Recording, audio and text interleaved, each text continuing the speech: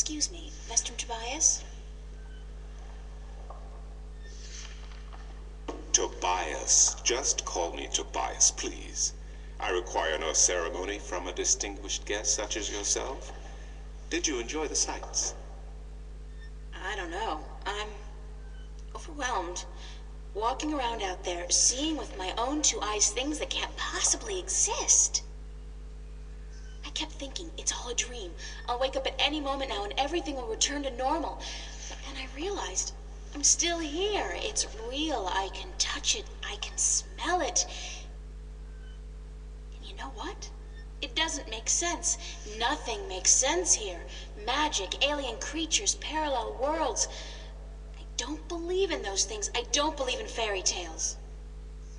In your world, in Stark, there is no room for magic. That is, and always has been, the curse of science, the fallibility of logic and order. They leave no room for the imagination. If it does not fit into the narrow perception of the laws of nature that your world adheres to, it's a fairy tale.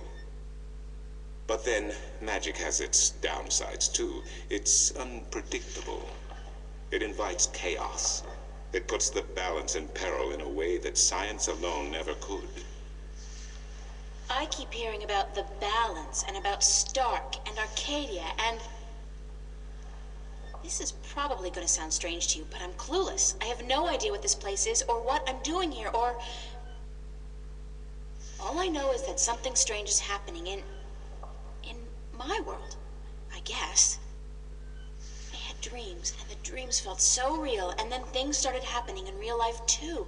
Things that couldn't happen, and I think I will begin at the very beginning. I believe that is why you were sent here, to learn, to understand, to see for yourself. Like you said, you cannot believe in this place. Well, you will. After you have learned the truth, you will. Come with me, and I will tell you the story of Earth as your books never have.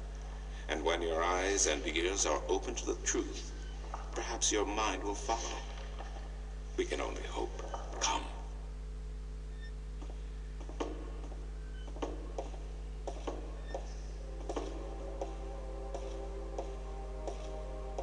This is the true story of the balance, as observed by the Sentinel, the order of the balance, the Fathers.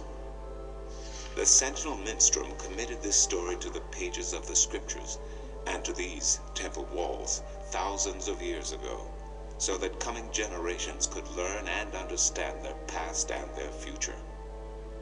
The wall paintings we're looking at became known as the murals of the balance, and it is through these images that I will recount our common history to you, April Ryan. The story begins and ends here, with this mural. Ages ago, and in ages to come, the Earth was one, and magic and science existed side by side in nature and in all people. There was balance, and there was harmony. You're saying there was just one world then? One world, one Earth. Magic and science in balance with each other, within each and every living creature. The power to make the stars dance and to create life itself was within our grasp. But then, humankind began to exploit this divine power of two, and they saw fit to use it for their own selfish purposes. The balance of the cosmos was in peril.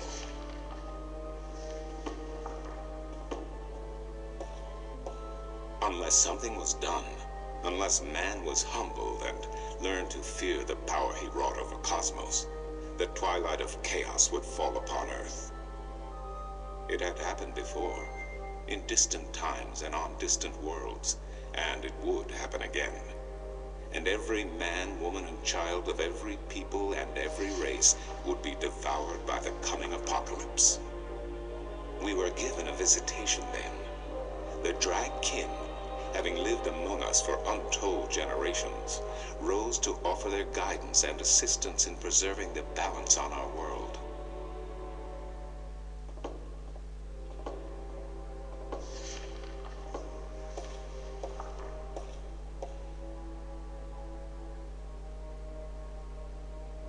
The drag? I think I've heard that name before. Dragon, Dragon, Dragons, whichever name they go by, they remain the eternal servants and custodians of the balance. There were 4 of them here on Earth, and of the 4, one who would found the order of the balance, the Sentinel. The first Minstrum were instructed that magic and science would have to be separated before the balance collapsed and brought untold disaster. Earth would have to be split in 2 equal parts. Arcadia and Stark, magic and science, chaos and order. The first Sentinel were counted 13, 6 scientists, 6 magicians, and one who was between, the Dragon, our mentor, our custodian, our learned guide. Both magic and science were needed to perform this most difficult of tasks. To split a world in 2, to create 2 worlds from 1. Wasn't the use of that kind of power dangerous to the balance? Yes, and so for this purpose, they built a tower to channel their powers and focus them on the divide that they would create. The kin had brought a disc with them, a disc forged in the fire of their world. Placed at the base of the tower, and the epicenter of the divide, the disc and the tower would become one, a conduit for the flow of magic and science. At the appointed hour, the 13 came to the tower, and with them a woman, whose destiny was decided by the purpose to which she had been born. She would be the first guardian, the human protector of the balance, who would stay in the tower for 1,000 years to watch over the 2 worlds, and to ensure that the flows of magic and science were always equal. And so the ritual began.